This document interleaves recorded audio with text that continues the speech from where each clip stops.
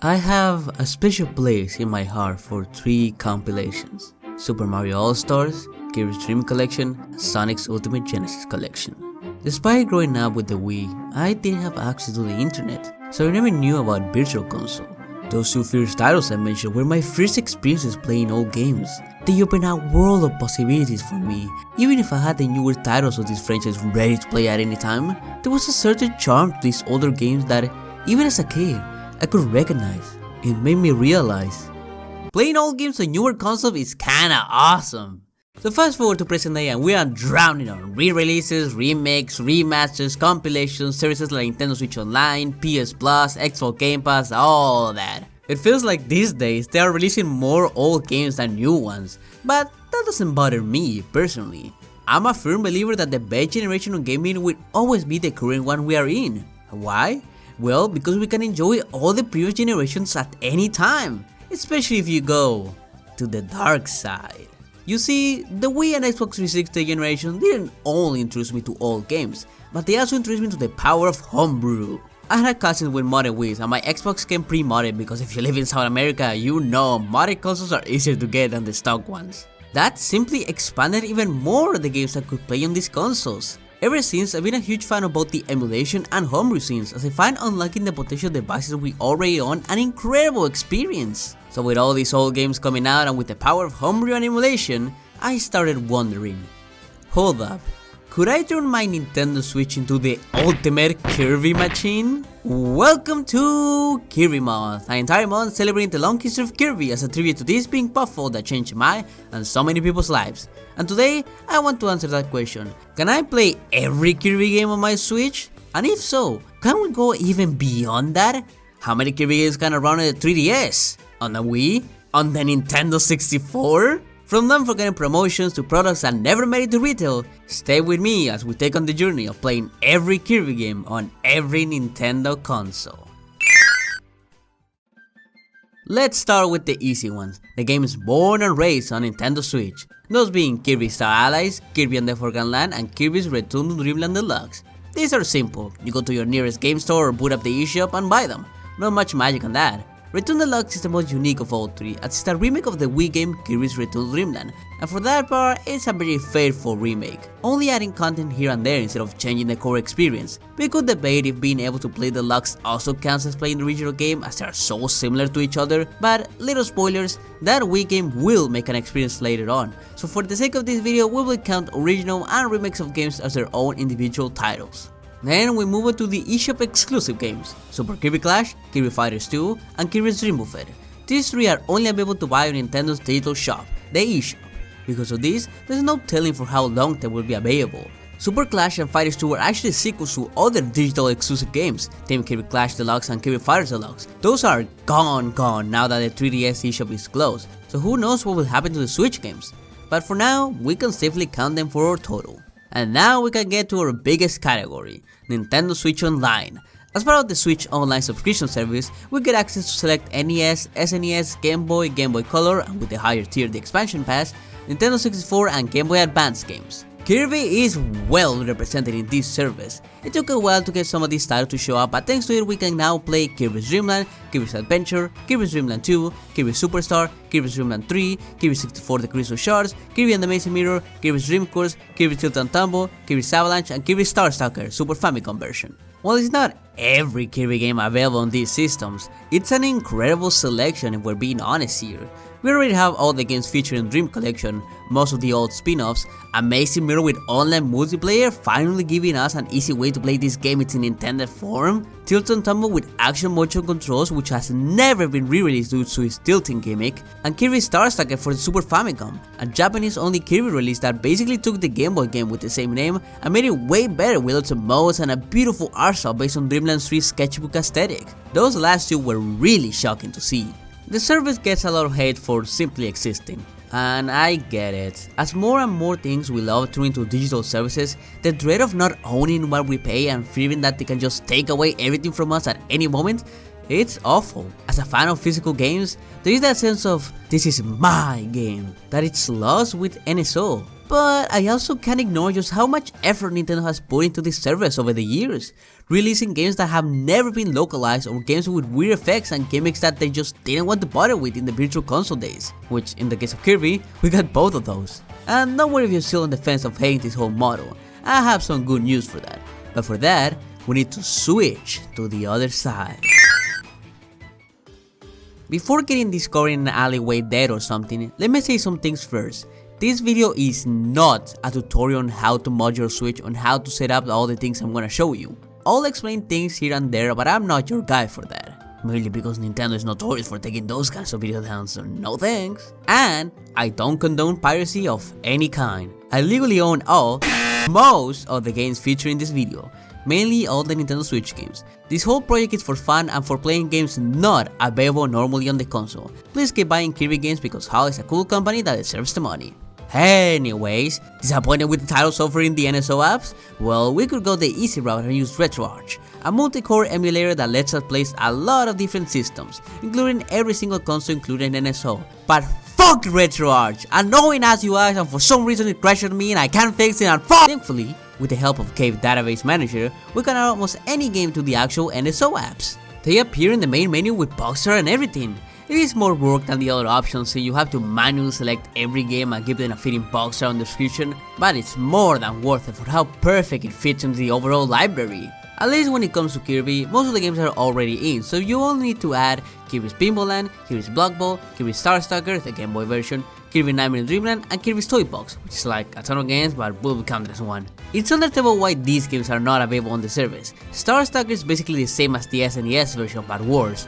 Toy Box is technically like 10 different games which are also all for the Satellaview, which is a whole deal I don't want to get into right now. And Nightmare Dreamland, Block Ball, and Pinball Land? Yeah, those got no excuse. Aside from the fact there are Nightmare Dreamland, Block Ball, and Pinball Land. Oh no, we still have one more GBA game, Kirby Slide. I did say every Kirby game after all. Since you gotta do some e-reader shenanigans, we will need some emulator app. The one I use is MGVA. I had to do some outside thinking with this one. So the emulator itself doesn't have a way to load e-reader cards, but if you have a ROM of the e-reader app and a save file with Kirby Slide already installed into it, you can grab that save file, drop it next to the ROM, rename it to a .sso file, and voila! We can play Kirby Slide in all its glory. Completely worth the trouble. And while we are here talking about individual emulators, here is Melon DS for, well, DS games. At a first glance, the games don't run the best, but in the settings you can overclock the Switch to 1785 MHz. Overclock can be a scary word to some, but Nintendo underclocks the hell out of their consoles for far better battery life, so it's fine. Once that applies, the setting is perfect. The Switch in handheld already has a touchscreen, so you can use that for games like Canvas Curse and Mass Attack. There are many ways you can display the two screens, but my favorite is rotating the entire device 90 degrees and putting the screens on top of each other. You can then use an accessory like the flip grip and hold the Switch like a DS. It looks kinda silly, but this is one of the best ways to play DS games if you don't have a DS or a 3DS. Thanks to this, we can play Kirby Squid Squad, sadly, Kirby Superstar Ultra, Kirby Canvas Curse, and Kirby Mass Attack, and they all play great. Time will tell if Nintendo ever decides to make another dual screen device in the future, so with how different the DS is to every other normal console, its games don't get as much love as other systems do. So doing this whole thing is actually a great way to preserve and play these games in their sorta kinda intended form. And that normally would be your limit. But you know, if you think about it, the Switch is just a tablet, and a tablet is just a computer, which means Linux on Switch. This section is going to be by far the most advanced in the entire video, so bear with me here. You can flash different operating systems on the Switch itself, with the big two being Android and Linux, basically turning your Switch into a phone or a computer respectively. But why would you want to do this? That's because the emulation scene of both of these operating systems is way more advanced, and you don't have to deal with Nintendo's whole spaghetti of a console. For example, on Android, you can use the Drastic emulator for better DS emulation. We have the same general option we have with Melon DS, but we don't need to overclock the system to do so. It's probably better if you want to keep your Switch all healthy and stuff, but really, Android is not the play here if you want to just emulate. There's Dolphin for Wii and GameCube and Citra for 3DS, but for a better way to play those systems, we need to hop on Linux. The distro I'm using here is Ubuntu Noble. It's by far the most updated one, so go with that one. Linux might be a bit overwhelming at first, so I would recommend checking the Switch Root Wiki for more info. But after much effort and sweat and tears and juice, we can now easily emulate every modern Nintendo console. For GameCube and Wii, we have Dolphin. Kirby Air Ride runs okay here. City Trial stays around the 50 FPS mark, but some stadium challenges and normal air ride courses can make it hit full speed. Similar story with Wii games, also hovering around the 50 FPS mark. Epic Yarn is actually doing better than most of the other games. They're all kinda slow, but you can absolutely enjoy them with some overclocking and some smart tweaks here and there. For 3DS, you will want to use Asahar. The main reason you want to get this emulator compared to others is this one option: disable right-eye rendering. For those who don't know, to produce the mythical 3D effect, they basically had to render the game twice, one for each eye. As you can imagine, this is very intensive, which is why later 3DS games just disabled 3D in general. In emulation words, this option will make the game run much better than otherwise would. And for the games themselves, they suck a lot, and some games run better than others, like Battle Royale here is struggling. But look, we're playing Kirby Triple Deluxe at full 60 FPS. Most of the time. This is honestly mind-blowing to me. I can't believe I'm playing Planet Robot portably. Oh wait. And finally, the very last Kirby game to complete the entire series, Kirby and the Rainbow Curse. Can we play it? Well, thanks to Simo, we can. At only half speed and with a terrible touchscreen, but we can. Meaning that, yes, we can play every Kirby game on the Nintendo Switch. But if you think flashing a whole new operating system is too much work, there is a simpler version for playing the more modern games. Going back to our good old Switch OS, here's Moonlight Streaming, an app that, after some setup on both your Switch and PC, lets you directly stream your PC over to your Switch. Imagine all those gaming streaming services like Xbox Game Pass or Steam Link, but with your entire computer. Meaning that technically, you could play almost every game ever, as PCs are pretty versatile all things considered. Now personally, I think this is cheating more than anything since the Switch isn't running the games, only receiving a video of them. But if you have a good internet connection and both devices are connected to the same network, you can have an amazing experience. A little trick to improve your experience is that if you have a second monitor, you can set up Wii U and 3DS emulation in a way where the screen that's sent to the Switch is the bottom or gamepad stream, and your other monitor can be the other screen. Unlike with Linux, the touchscreen here is actually really good, so this is one of the best ways to play a game like Kirby and the Rainbow Curse. I mean, technically speaking, the Wii U just streamed the image to the gamepad, so really, we aren't doing anything that different if you think about it. That about wraps up the Switch section. There's probably some different ways you can play some of the games listed here, like how I mentioned you can use RetroArch if you're a psychopath, but these are my preferred ways to enjoy all these classic games on the tiny but impressive Nintendo Switch. But we're not done yet. No, look at the time remaining on this video. This isn't even the start of my mental downfall. Have I ever told you it's surprisingly easy to mod a 3DS? Before Nintendo Switch Online was a thing, the main platform of Kirby was the Nintendo 3DS. For years and years, this console was considered the Kirby machine. And it's easy to see why. Without getting into the extensive homebrew scene yet, the 3DS can play all the exclusive 3DS games, including the issue spin-off who were available at the time, full backwards compatibility with the DS, so all those games were easily playable, and then we had Virtual Console. Compared to the Wii and Wii U's version of the Virtual Console, the 3DS mainly focused on Nintendo's portable history. We got every Game Boy Kirby game, from Dreamland to the ones not even the Switch has. Sadly, the home console side was really weak. We did it in Kirby's Adventure Virtual Console, but we did get a pseudo remake in the form of 3D Kirby's Adventure. And if you think Nightmare in Dreamland is too different, well, this version of Adventure is almost a one-to-one conversion of the NES games, just with some better effects and zero lag, making it automatically the best version of Adventure. I don't know why this version has been stuck on 3DS ever since, but it is what it is. From the SNES selection, the only one we got was Dream Course, which even then was only available to the new series of 3DS. There was also Super Star Saga, but that was only available in Japan. And unlike the Switch, the 3DS was region locked, so you had to import a whole other console if you want to play this game, which I do remember some people actually did. Well, they didn't do it for Super Star Stacker, but I do remember people buying Japanese consoles to play some Kirby games early. Oh god, avoiding all the spoilers was so bad during that time. Speaking about spending way too much money to play Kirby games, if you bought a 3DS at its whopping $250 price before the big discount that happened a couple months in, you were considered part of the Ambassador program, giving you access to 20 NES and Game Boy Advance games. Those GBA games were never made available outside of this program, and that includes the one Kirby game included in the mix, Amazing Mirror. It's interesting looking back at how they did it.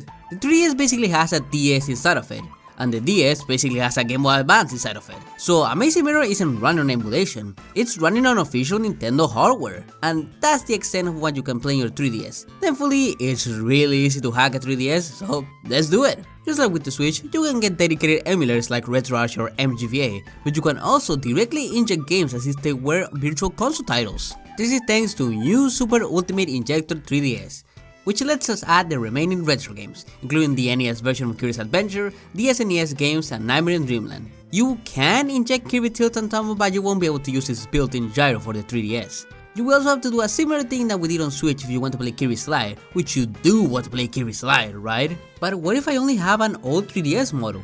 I can't play the SNES games. Well, I'm sorry to break it up to you, but Nintendo just lied back in the day. Using SNES 9X, you can perfectly run SNES on any model. Moving up a generation, we sadly reached our limit. N64 emulation of the 3DS is bad. Only some games are supported, and Kirby 64 is... well, it works if you want Kirby 64 to be slower than it already is. Anything above that, we will need to pull the same trick we did before. Moonlight streaming. It doesn't work as well with the Switch or the 3DS as World Wi-Fi, but it does still work surprisingly well. If you have a new 3DS model. If you have an old one like me, yeah, it's not looking good.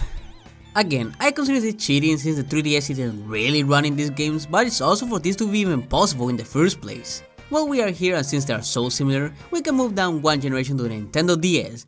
While the console itself had a lot of Kirby games exclusive to the platform, it didn't do the best of playing older games out of the box. The original DS and DS Lite can play the two Game Boy Advance games, but the DSi got rid of that. So Homebrew is once again our best friend. Now we can play all the Game Boy games, Adventure, and the SNES games. Sadly, Tilt and Tumble is out of the question since the DS doesn't have motion controls of any kind. But that also means if you have a DSi, this will also be your only way to play the GBA games. They don't run as well with the actual cartridges since this is emulation rather than using the real GBA that's inside, but oh well, something is something. And speaking of GBA! You of course have the games created for the console, those being Amazing Mirror and Nightmare in Dreamland, but you also can play Kirby Slide in its intended form. Look at the shit Nintendo wanted you to do back in the day. At least we can easily play all the Game Boy games since it's backwards compatible with both Game Boy and Game Boy Color. The only problem is that if you play Kirby Tilt and Tumble on an SP model, the controls will be backwards. You see, the cartridge is the one with the gyroscope, so because you need to put the games on the bottom side of the console, it will register all the movements backwards. Funny. As for the homebrew scene, I was really surprised to see that we actually have a fully working NES emulator. So what you do is grab this emulator called Pocket NES and open the I get the joke. In there you can put all your ROMs and they will be converted to something GBA can read. At first I was scared Kirby's Adventure didn't work because I tried using the NES Pack7.exe file, which converts individual ROMs into GBA games, but said that Adventure is too much of a chunky game, so just don't do that and you can experience Cranky Kirby all you want. Or you can just buy this unlicensed adapter that plays Famicom games instead. Does it work with Kirby's Adventure? I don't know, probably. But to me, what is the funniest option to play Kirby's Adventure on the GBA is a little friend of mine called Kirby Red Diamond. Kirby bootlegs can be a whole other topic, but this one is interesting for secretly being Adventure running on Pocket NES. There was a time during the early 2000s where people really thought it was a long forgotten and obscure game, but nope. I just find it funny because I tried so hard to get this emulator running just for all my friends to tell me about Red Diamond Frame 1. Moving from that, there is a couple SNES emulators, but none of those work for me. I had to do some wacky stuff on DOSBox of all things and I ain't doing all that. It's probably because all the emulators were made in fucking 2004. Maybe you have more luck trying on different GBA emulators or actual hardware, but for now we'll move to our last handheld, the Game Boy Color. It plays Kirby Tilt and Tumble and Game Boy games. Maybe there's an NES emulator for the Game Boy Color, I think? Emulation Wiki, which is the page I grabbed almost all my information from, shout out to them by the way, says there are two different emulators, but like, brother, both of these are ancient Japanese artifacts from 2009. This is way above my skill level. But what if we can go even further beyond? That's right, we were only talking about the handheld side of Nintendo's legacy. There are still all the other home consoles, so it's time to see how they fare up against all other options. And the first one on the list is the Wii. Yeah, usually I would go in reverse release order, but unlike the 3DS who kinda has a DS inside of it, the Wii U server has a virtual Wii inside of it. To the point that you can use nearly any sort of homebrew in your Wii U like it was a Wii. And you will probably want it, as personally speaking, the virtual console looks way better here than whatever the fuck Nintendo was smoking. Fully getting into the Wii was capable right out of the box. We have 3 games: Epic Yarn, Return Dreamland, and the special one of the bunch, Kirby's Dream Collection. I say this game is special because it literally says so on the box, and because with this game we can play every mainline classic Kirby game up until Kirby 64. As I mentioned before in the intro, this was one of my first exposures to not only classic Kirby, but retro games in general. And even if there are other ways to play all these games even on the Wii itself, every game aside from the Game Boy titles were already part of Virtual Console, I would consider checking this game out just for the amount of love and care that they put into it. And technically speaking, it does include exclusive gameplay in the form of the new challenge stages. And for the rest of the games, Wii is backwards compatible with GameCube, so you can play air right. This generation was also the first introduction of the Virtual Console, with the Kirby games including the program being the ones already mentioned and the 3 SNES spin-offs. Superstar Star game being Japanese exclusive, of course. Fun fact about the Dream Collection and Virtual Console, Dream Collection actually uses the same emulators as Virtual Console, so what about the Game Boy games? Well, those use an early version of the 3DS Game Boy emulator. Crazy how there's technically an official Game Boy emulator on the Wii. But now for the spicy stuff. Homebrew. The Wii is a homebrew beast. Probably most of the people watching this video had their first modern experience with the Wii. This gives the console an insane amount of support, making it so you can play every game from the GBA below. Notable inclusion is Kirby Tilt and Tumble, as thanks to Visual Boy Advance GX, we can play the game with the Wiimote's built-in motion controls. Before the Nintendo Switch Online release, this was actually the definitive way to play this title, as you still have the fun of tilting Kirby around without having to move the screen alongside it, or having to move the entire console. More on that later. You can play DS games, but I don't know if you want to. We're talking about sub 10 FPS. Yeah, not really playable. The cursor does work as a touchscreen, so that's really cool. Moving up a generation, we have the Wii U, and despite how terrible it might be at existing, as a classic Nintendo machine, it is damn good at it. Right from the start, you got the Wii U exclusive Rainbow Curse. Everything that we had, Mario Kirby, right? Both GBA games, and by far the most interesting releases, all 4 DS games. Wait, what do you mean Superstar Ultra didn't get released? All 3 DS games. The Wii U game, by being the weird little thing that it was, had a second touchscreen right there in the middle. Nintendo decided to make some DS games available for Virtual Console. They had a lot of different ways to display the game, making it easy to both play the more regular games with the games that heavily use the touchscreen. This is one of the best ways to play DS games if you don't have the consoles. Arguably better than our modded Switch solution, but that also has its pros. Speaking of Virtual Console, that also had every game released on the Wii, but as I mentioned before, Virtual Console Wii U is so ugly and has such awful input lag. You do get save states, controller remaps, a terrible smoothing option, and the ability to play using the gamepad, but nah, I'm good, I'm just gonna stick with the Wii versions. Strangely enough, they also had Wii games as part of Virtual Console. Kinda. You could straight up buy Epic Yarn and Return Dreamland and it would boot up as any other Wii game, nothing added or changed, so no gamepad support or remapping. Weird.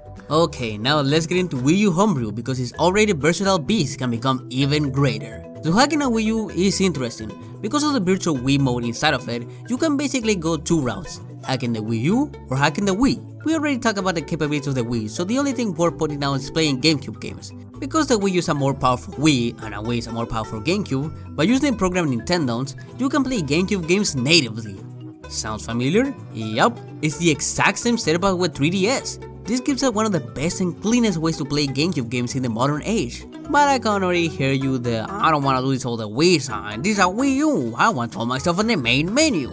And for that, we got tuned to our Lord and Savior Ultimate Wii U Virtual Console Injector, or UGCI for short, because everyone thinks they're funny naming their stuff. It's a similar program to the one we use in the 3DS, letting us create their own Virtual Console titles, including Wii and GameCube titles. Those weird fake Virtual Console Wii games came in handy after all. This also means that you can inject almost any Wii Homebrew app directly onto your Wii U as some sort of shortcut, but I will warn you that it will take a couple extra steps. This app can't help you with that. Back onto the Injector app, this allowed us to play Superstar Ultra even if the cutscenes are faster than normal and it freezes every time you log in mode, just reset to fix that. Air Ride, the weirdo games like Toy Box, and Dream Collection. This means every Kirby game before the 3DS is playable on the Wii U. But what if I do want to play those newer games? Moonlight Streaming once again comes to the rescue.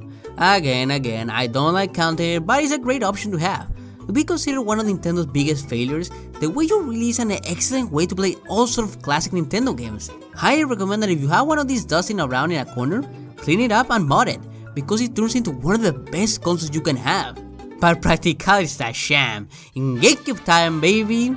The GameCube was one of Nintendo's first attempts at making an ultimate all-in-one console. You can play GameCube and Sonic, duh. But you can also play the entire Game Boy, Game Boy Color, and Game Boy Advance libraries. And when I say the entire library, I mean the entire library. I hinted at it a few times here and there, but your eyes are not deceiving you. You can play Kirby Tilt and Tumble by tilting and tumbling the entire console.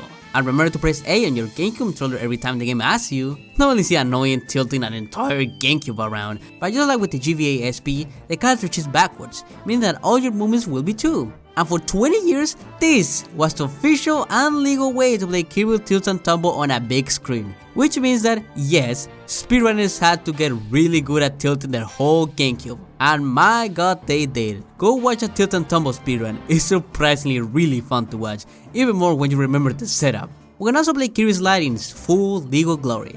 Again, look at the shit Nintendo wanted you to do. As for Homebrew, because the Wii and GameCube are so similar, many of the emulators that work on the Wii also work on the GameCube.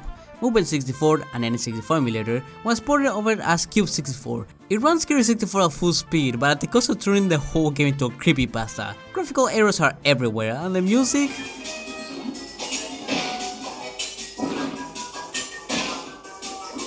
Yeah, please, let's move on. I do recommend or order two emulators, FCE Ultra GX and SNES 9X GX for the NES and SNES respectively. They aren't perfect, but they run the games really well. Adventure works perfectly, and everything from Superstar to Superstar Saga all work great. Overall, the GameCube is a great system. It's just that in a world where both the Wii and Wii U can do everything it does but easier and with more systems, there really isn't much reason to break out the old cube. That is, aside from the Game Boy Player if you really want to use the original cartridges. Moving a generation even lower, we have the N64, and oh boy, I've been waiting to talk about this one. Yeah, you can play Kirby 64 on it, but let me tell the cool story. The N64 was often criticized for not having much backwards compatibility. Unlike its successor and predecessor, spoiler for the Super Nintendo I guess, it had no sort of adapter you could buy that would play your Game Boy games on the TV. Or did it? There was the N64 transfer pack that lets you connect your Game Boy games to the N64. It was mainly used for bonuses in games like Mario Tennis or Mario Golf. But strangely enough, in the Pokemon Stadium games and only the Pokemon Stadium games, you can connect any of the Gen 1 or 2 Pokemon games, letting you play them on your TV no problems. But for some reason, this only worked with these specific games on these specific titles. Game Boy Kirby, sadly, didn't have a chance. Or did it? Let me introduce the White Boy 64 CGB and AGB, official Game Boy Color and Game Boy Advance adapters made by Intelligent Systems, the guys behind Fire Emblem and Paper Mario. This adapter was only sold to developers and press media to develop or get high quality footage for magazines and stuff. But don't be deceived by how ugly it looks. There is real Game Boy hardware inside of these things, just like the Game Boy Player and the Super Game Boy. In this day and age, only very few people have them. And from the limited information I could find, they work perfectly, meaning that, technically speaking, you can play every single Kirby Game Boy game on the N64. And here's where you guys come into play. I need to see proof of Kirby Tilt and Tumble running on this thing. As I mentioned many times before, the cartridge itself has a gyroscope, so it should be completely possible to hook this up to an N64 and play by tilting the entire console, just like with the GameCube. So this is my cry for help. If anyone watching this has access to either a White Boy 64 or knows someone who can, please reach out to me. My socials are in the description. The world needs to see a tilting and tumbling N64. With that out of the way, let's see what Homebrew can do on the N64. And you would be surprised just how much it can do. If you don't want to spend thousands on an unreleased adapter, you can use the GB64 emulator.